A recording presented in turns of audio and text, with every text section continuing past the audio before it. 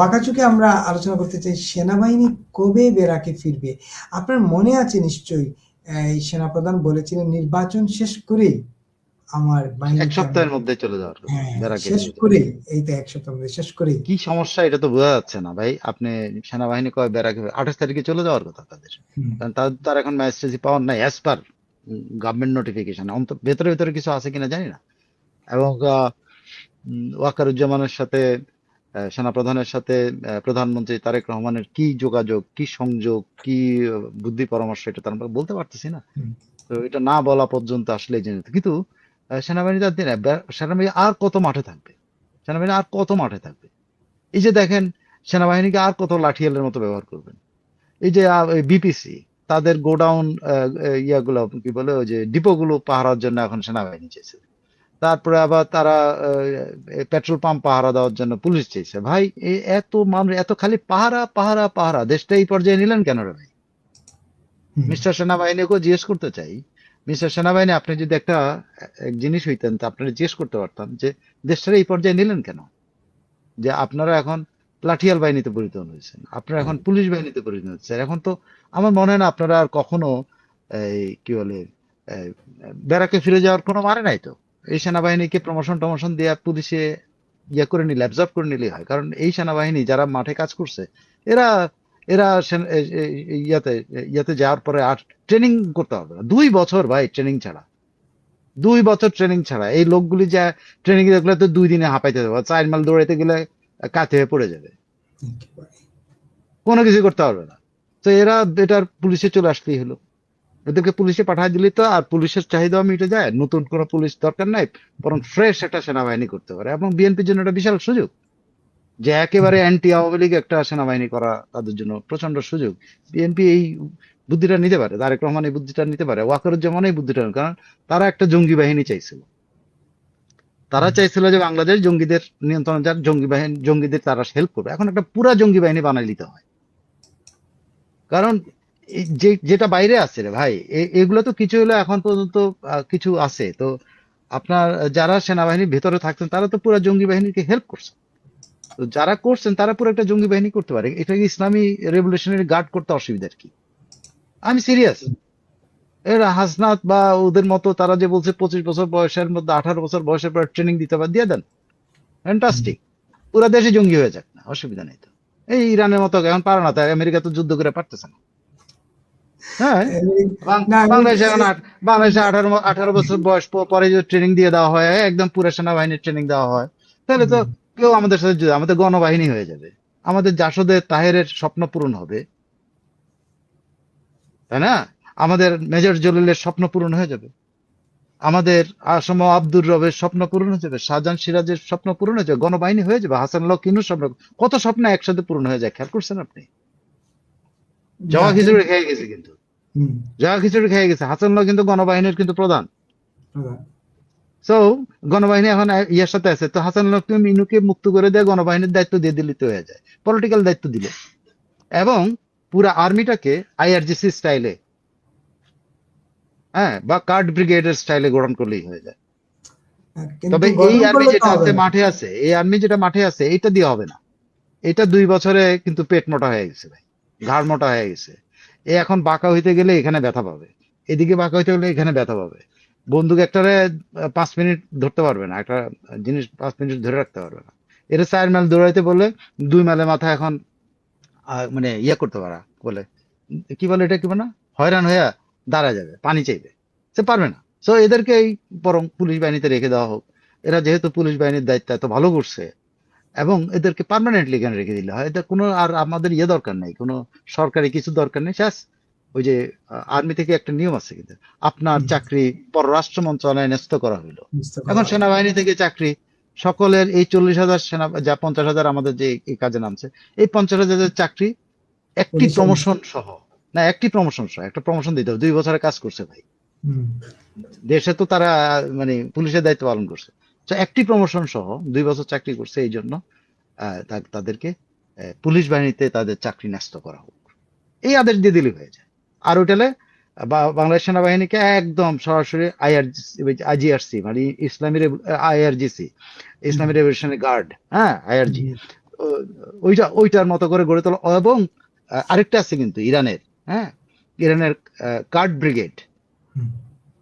হ্যাঁ, card brigade অত্যন্ত জম্পেশ একটা বাহিনী, যারা কিন্তু আইআরজিসির পরে যারা মানে শেষ শেষ রক্ষা যারা করে, এটা চারিদিকে ঘেরাও থাকে তো সবকিছু রক্ষা করার জন্য, সেরকম শাসন ব্যবস্থা কায়েম করলে হয়।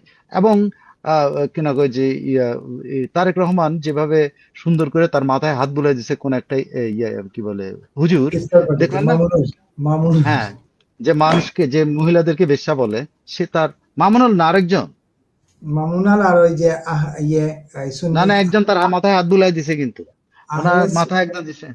তো দুইজনই তারেক রহমান বলতেই পারে যে আমার ধর্মীয় গুরু এই যে পাইছি আমি, তাকে যে আমাদের কি বলে ধর্মীয় নেতা হিসেবে ডিক্লেয়ার করে দিক, যে নারীদেরকে বেশ্যা মনে করেন, এরকম লোকই তো আমাদের দরকার, তাই না?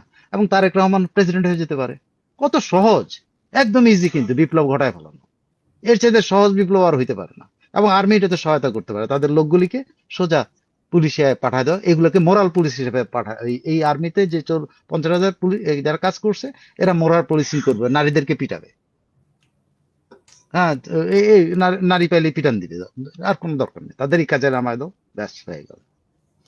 কিন্তু এইটা এই যে করলে তো রাজ্জাকি হবে না। রাজ্জাকি হ্যাঁ, রাজ্জাকি, এটা করলে তো হবে না। একটা ইরানি তো না মনে না করেন ভাই, তারা আমার এই না প্রস্তাবটা আপনার তাদের পছন্দ হইলো না। না না আপনি না আমার দর্শকদের জিজ্ঞেস করেন, আমি শিওর যে আমার প্রস্তাব ওরা পছন্দ করছে। না, আমার একটা বক্তব্য আছে, আমি একটু উপস্থাপন করি। যে ইরানে তো অনেক ক্ষেপণাস্ত্র তৈরি করে রাখছে, যখন এই হামলাটা হলো আবেদন তো ক্ষেপণাস্ত্র ছাড়তে হবে, না তাইলে এই খালি হাতে না না, কেমনে? আগে তো তৈরি হইতে হবে, তারপর ওই সময় ক্ষেপণাস্ত্র আইসা পড়বে, পাকিস্তান দিয়ে দিবে।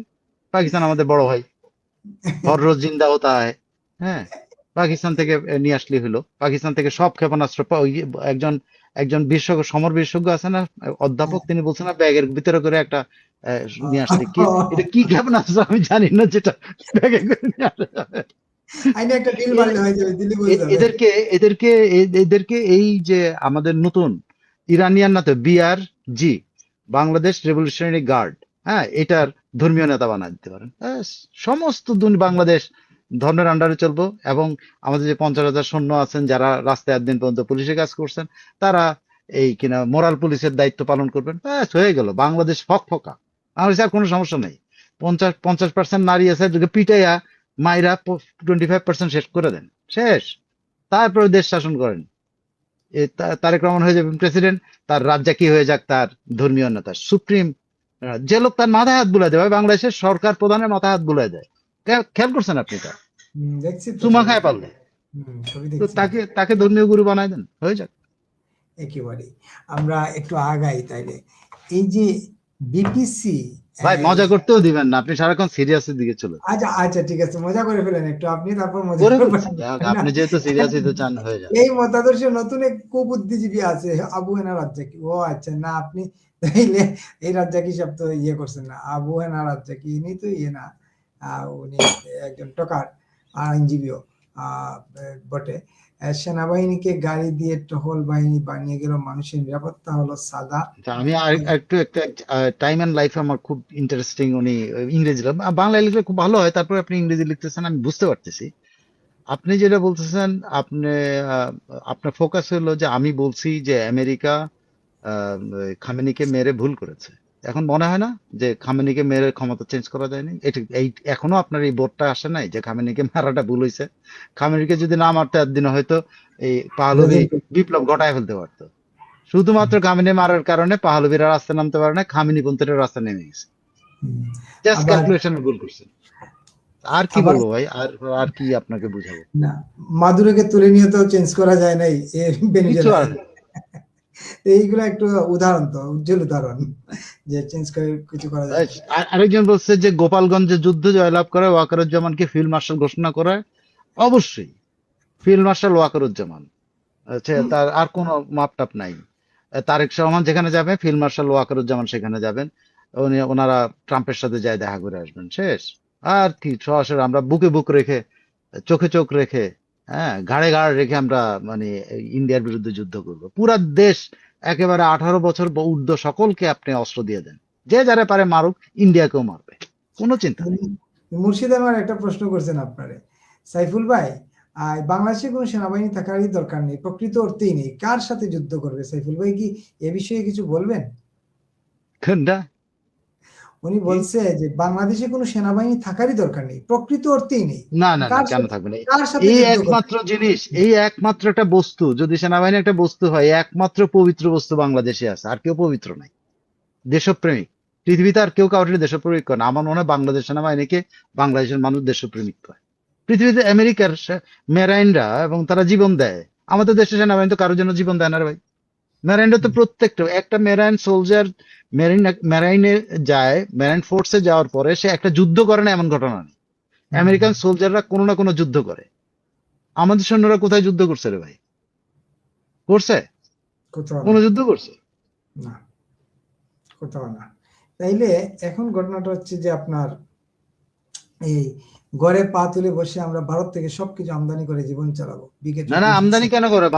ভারতের দিকে আমরা কামান তাক করে বললো সব দাও আমাদেরকে, খাওয়া দাও। কারণ ভাই আপনি চিন্তা করে পারছেন, আপনি 10 কোটি আপনি আইআরজি, হুম, ভারতের সম্ভব না? ভারতের সবকিছু আপনি নিয়ে আসতে পারবেন, কোহিনূর সুদ্ধা নিয়ে এসে পড়েন, পারলে তাজমহল উঠাই নিয়ে চলে আসেন, কোনো অসুবিধা হুম, নেই। মানে ফোর্ট উইলিয়াম ওখান থেকে তুলে নিয়ে আসেন, অসুবিধা নেই। হুম। একটা একেবারে সেনাবাহিনী, একটা দেশপ্রেমিক সেনাবাহিনী, যে সেনাবাহিনী একটা যুদ্ধ করে না, এতগুলি মেডেল লাগায় রাখে, মেডেল গুলো কিসের এটা আমি বুঝি না। এগুলো কি চোর মারার লেগা নাকি ছিনতাইকারী মারার লেগা?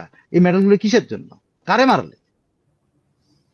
ওই ছোটখাটো কুস্কি, ওই যে শান্তি বাহিনীর কিছু ওদের মারার জন্য এসব মেডেল? একটা যুদ্ধ করে আসুক না, একটু মায়ানমারের সাথে যুদ্ধ করুক না আমাদের সেনাবাহিনী, সাহস থাকতে।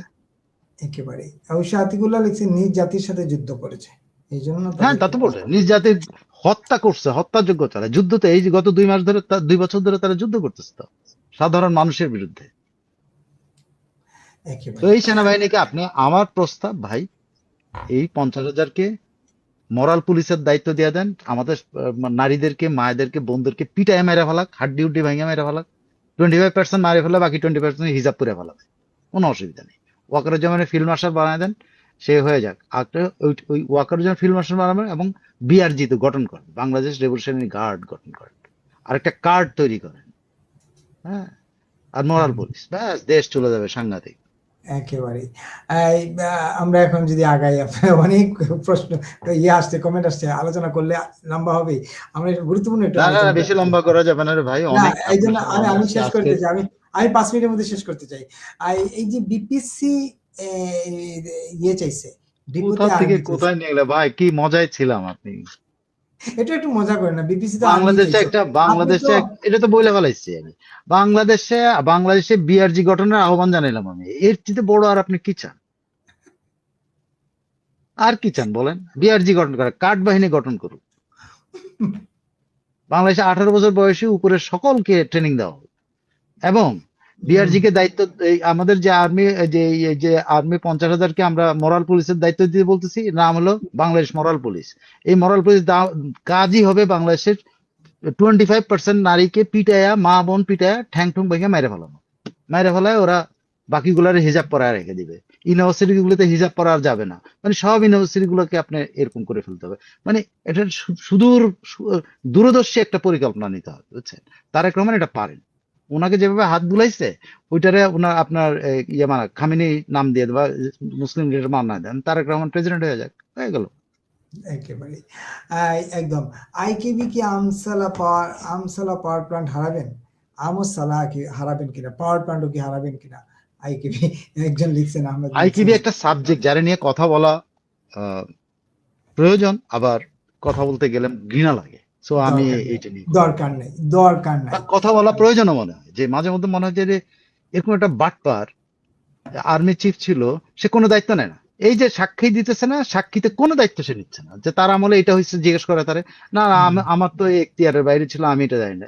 আর আর্মিতে দুর্নীতি হয়েছে, সে নিজে দাবি করতেছে। আর না, দুর্নীতি তো তদন্ত করার এখতিয়ার আমাদের। আর্মির গোয়েন্দা দপ্তর আছে কেন? হুম, দুইটা গোয়েন্দা, একটা হলো মিলিটারি, একটা ইয়ে আছে হলো যে ওটা মিলিটারি ইন্টারেস্ট এমআই, আর একটা আছে হলো ডিজিএফআই। এটা আছে কেন রে ভাই? দুর্নীতি হইতেছে, উনি বলছে হ্যাঁ দুর্নীতি হয়েছে, ওটা অ্যাকিউজ করতেছে সে।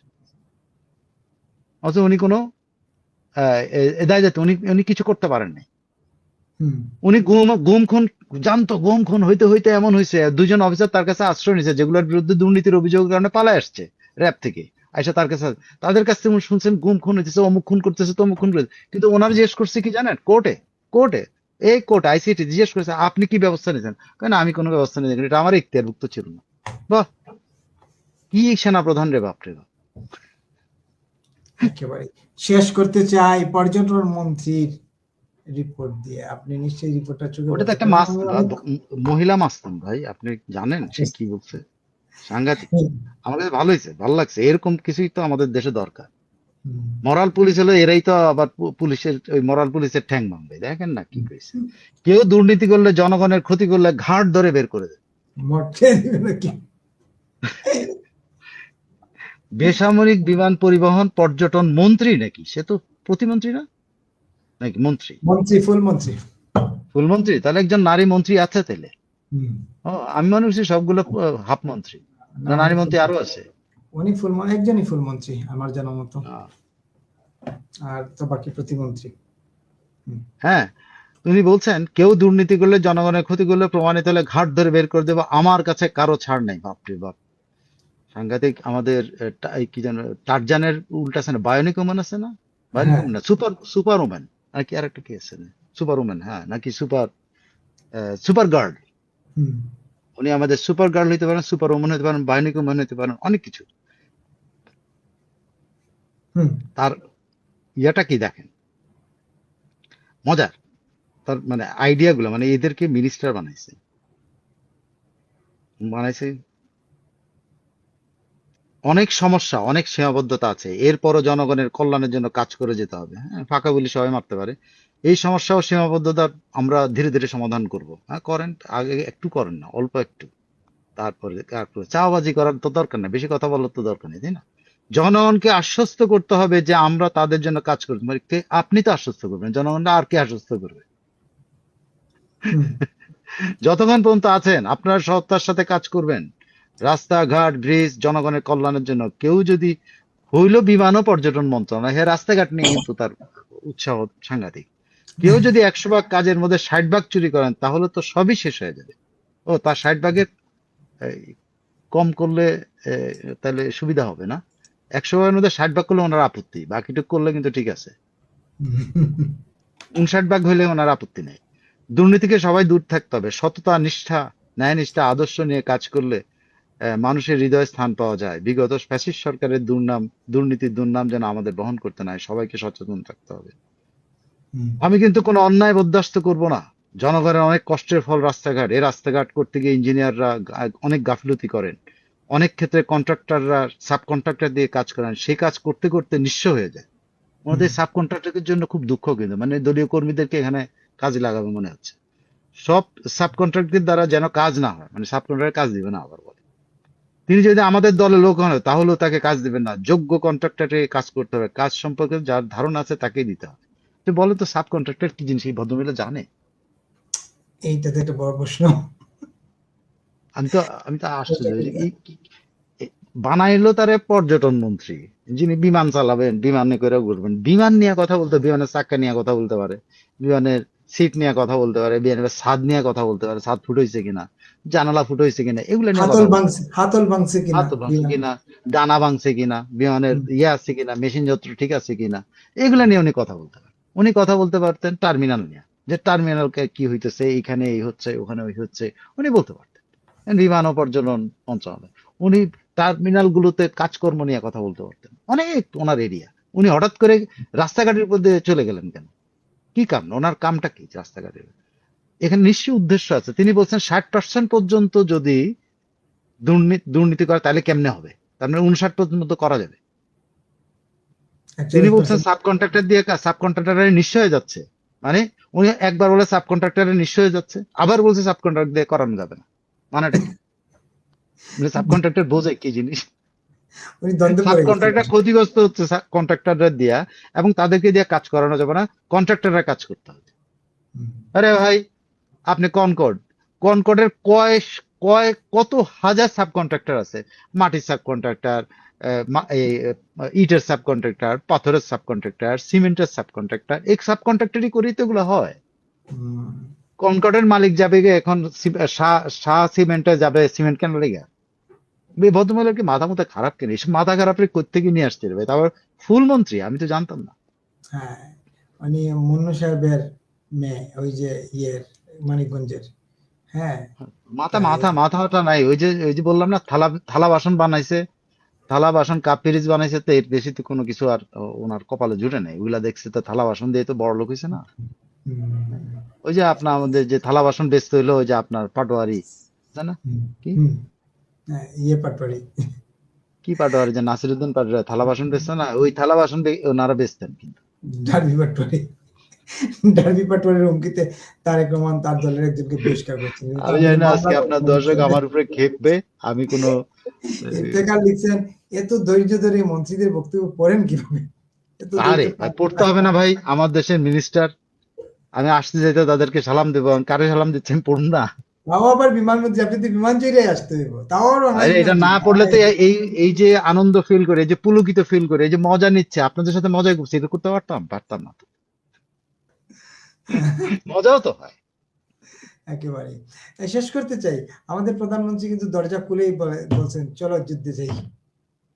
এটা নিয়ে পরে আচ্ছা ঠিক আছে, ঠিক আছে, আর মজা নিশ্চয়ই করতে পারবো না। না, ঠিক আছে। প্রধানমন্ত্রী নিয়ে অনেক বেশি মজা হয়ে গেছে। দেখা গেল যে প্রধানমন্ত্রীর যে টাক আছে, এখন ওই হুজুর ওনার টাকের মধ্যে লবণ লাগায় বড়ি খাওয়া শুরু করবে। এই পীর হয়ে যেতে পারে, সম্ভাবনা আছে এমনিতেই। এই বাংলাদেশে কিন্তু খুব কম মানুষ কিন্তু 5 সালাম করেছে। বঙ্গবন্ধু কিন্তু একজন তার রাজনৈতিক গুরু ভাসানীকে সালাম করতো। আর এরশাদ তার দুর্নীতির গুরু যে ছিল আট্রসির পীরে সালাম করতো। হ্যাঁ, আর শেষ পাওয়া গেল একজন সালামকারী একজন প্রধানমন্ত্রী, যিনি মাথা নত করে একেবারে ওনার আশীর্বাদ নিচ্ছেন। আমি খালি ভাবতেছি, ওই লোক, ওদের তো বদ অভ্যাস, মাথার মধ্যে টাক দিয়ে একটু থুতু মাইরা বলতো যে এখানে একটু লবণ দিলাম, আমরা একটু বড়ই খাই। কি করতো আমাদের প্রাইম মিনিস্টার? কি জানি। আর মজা করতে বললেন না রে ভাই, বহুত হচ্ছে। আপনার প্রধানমন্ত্রী দেখা গেল যে আপনার মাথা কামায়া আপনার মাথার মধ্যে বড়ই লেগা খাইতেছে। ভাই ভাই ভাই ভাই আমি শেষ করে বললাম, এইসব মন্ত্রীদের কাজ সম্পর্কে কোনো ধারণাই নেই। সারাদিন বাসায় বুয়া দিয়ে কাজ করে, কাজের কি বুঝে এরা। না, এভাবে আন্ডারস্ট্যান্ড করি না, ধারণা না থাকলে ভাই না, কাজের বুয়া দিয়ে যে কাজ করায়, এটি তো সাব কন্ট্রাক্টিং। এটা বোঝে নাই কেন? সে নিজে কাজ না করে কাজের বুয়া দিয়ে কাজ করে, এটা সাব কন্ট্রাক্টিং না? এটাই তো রে ভাই ইফতেখার, এটাই তো সাব কন্ট্রাক্টিং। এটা তো তার ভালো বোঝা উচিত। না, আরো আছে বাসায়, ধরেন বাজার সদাগর আছে তার। না, এইসব ফ্যামিলিতে, বড় ফ্যামিলি, বিত্তশালী ফ্যামিলিতে তো একজন কাজের লোক থাকে না, 10 জন 15 জন থাকে, তাদের একজন লিডার থাকে, সেই লিডারের আবার সাব লিডার থাকে। এটা ট্রু বললাম, এগুলো একদম ট্রু বললাম। হ্যাঁ, আচ্ছা, ওনার যে দারোয়ানটা দেয়, দারোয়ান তো সাব কন্ট্রাক্টিং হইতেছে। সাব কন্ট্রাক্টিং, হ্যাঁ। দারোয়ান কোম্পানির মালিক কে এসে ওখানে দারোয়ানি করতেছে, উনি তো দিচ্ছে কেন না করে সাব কন্ট্রাক্টিং এর মাধ্যমে। কয়েকজন লিখছেন, আমরা তো এটা আগে আলাপ করে ফেলছি, ভারতের কাছে জ্বালানি সহায়তা চাইলো বাংলাদেশ, এ ব্যাপারে কিছু বলুন। আজকে আর বলার নাই, আগের অনুষ্ঠানে বলছি, এই বাংলাদেশ কার কাছে চাইবে? ভারতের কাছে তো চাইবো, এটাই তো স্বাভাবিক। হ্যাঁ, সুতরাং অভাবে দেখেন। আর 1.5 লাখ টন যেটা আসে, এটা কিন্তু আগের চুক্তি, গত ওটা বহাল আছে, ওটা বাতিল করেনি। হ্যাঁ, গত সরকার পাইপলাইন দিয়ে। হ্যাঁ, শেখ হাসিনার সরকার, যেটা গ্যাস নাই, ঠান্ডা ভাত তরকারি খাচ্ছি। আচ্ছা, অসুবিধা নাই, গরম পড়ে গেছে, শীতের দিন না এখন আর। অসংখ্য ধন্যবাদ। না, গরম পড়ে গেলে তো আপনি তরকারি বা সব গন্ধ হয়ে যাবে, তো ও খাবে কেমনে? আপনি তো ওই ভদ্রলোকটা একটু ইয়ে করতে পারেন, কোন একটা বুদ্ধি করতে পারেন। কারণ ওনার যে গ্যাস যদি না, গরম যদি না করতে পারে, এগুলো তো এখন গরম পড়ে গেছে, গরম নাই কিন্তু মানে গ্যাস নাই, গরম হচ্ছে না, কিন্তু গরম পড়ে গেছে, খাবার দাবার নষ্ট হয়ে যাবে, ভাত নষ্ট হয়ে যায়, পচে যায় একেবারে। এই যে তাহলে ইন্ডাকশন ব্যবহার করেন, কারেন্ট দিয়ে ইন্ডাকশন দিয়ে গরম করে নেবেন, রান্না বান্না করে ফেলবেন গ্যাস না থাকলে। আমি ওই গ্যাসের দাম, কারেন্ট যদি না থাকে। না, কারেন্ট তো সবসময় থাকবে না, কারেন্ট তো থাকবে একবার কিছু সময়ের জন্য। আমি এই গ্যাসের দাম যখন ওই যে 3600 টাকার গ্যাসের ইয়ে হয়ে গেল 8000 টাকা, তখন আমি গ্যাস কেনা বন্ধ করেছি, কারেন্ট দিয়ে চালাচ্ছি আর কি। এখন কত? এখন কমে গেছে না? এখন কমলেও ওইভাবে তো কমে নাই। যেমন আগে যেটা 1500 টাকা 1400 টাকা হইতো, এটা তখন 1600 কত টাকা, 1700 টাকা। না, কিন্তু আপনি ইন্ডাকশন ব্যবহার করলে আপনার ইলেকট্রিসিটির রেট বেড়ে যাবে, তো অনেক রেট বেড়ে যায়। ওই যে ইয়ে রেট হয়ে যাবে, মানে এই আপনি বিজনেস রেট চলে যায়, হোম রেট থাকে না। হোম রেট থাকে না। আমি দেখছি এটা, তাও কিছু করার নাই, মাঝে মাঝে তো করতেই হয় এগুলা। ওকে, কাজের লোকের ম্যানেজার থেকে এটাই আমি বলছিলাম। সবাইকে শ্রদ্ধা রাখি, সবাইকে শুভরাত জানিয়ে শেষ করতে চাই। যাওয়ার আগে যেটা বলতে চাই সেটা হচ্ছে যে প্লিজ প্লিজ আপনারা দয়া করে আপনারা যারা যারা বিত্তশালী অর্থবান তারা আপনাদের প্রতিবেশীর পাশে দাঁড়ান। তারা যে টাকাটা রমজান মাসে ঈদের আগে পরে, যারা ঈদের আগেই দেন, রমজান মাস জুড়ে দেন, যারা মসজিদে, মাদ্রাসায় এবং এতিমখানায় দেন, তাদের সর্দার সালাম আপনাকে বলছে গ্যাস ইন্ডাকশন, কি জানি ইন্ডাকশন কে কি বলছেন, ওটা কিনে দেওয়ার জন্য। একেবারেই। তারপরে যেটা হচ্ছে অনুরোধ যে আপনারা এই জঙ্গি উৎপাদনের কারখানায় টাকা না দিয়ে আপনার প্রতিবেশীকে দেন, যারা ক্ষতিগ্রস্ত হয়েছে গত 18 মাস 19 মাসে, তাদের পাশে দাঁড়ান, নিশ্চয়ই তারা আপনাকে মনে রাখবে। এই অনুরোধটুকু করে শেষ করতে চাই। সাইফুল ভাই, সবাইকে শুভেচ্ছা যে যেখানে আছেন। আর বাংলাদেশে, ভারতে যারা আছেন তারা ঘুমাতে যান ভাই, বা মানে যার যেটা, মানে কেউ ইফতার করবেন, কেউ ঘুমাতে যাবেন। ওই যথারীতি আমার কমন যে ইউনুস এন্ড গংকে হ্যাকলিং করেন, নাজেহাল করেন, যা মন চায়, ডিম পারলে ডিম মারেন, আর হলো তার গ্রামীণ প্রোডাক্ট গুলি বর্জন করেন। আরেকটা হলো পাকি বীজদের বাংলাদেশে second class third class citizen বানাতে হবে। এই আন্দোলনটা আমরা মুখে মুখে তৈরি করি। গণ আদালত থেকে কিন্তু গণজাগরণ মঞ্চ হয়েছিল। তো এখন থেকে যদি আমরা আওয়াজ তুলি, আজ থেকে হয়তো 10 বছর পরে এটা হয়ে যাবে। এটা যখন হবে, বাংলাদেশ পাকি বীজ মুক্ত হবে, বাংলাদেশে আর কোনো সমস্যা থাকবে না, একেবারে নিশ্চিত। অনেক ধন্যবাদ। গণপ্রতিরোধ গড়ে তুলতে হবে। সেই, সবাইকে শুভরাত্রি।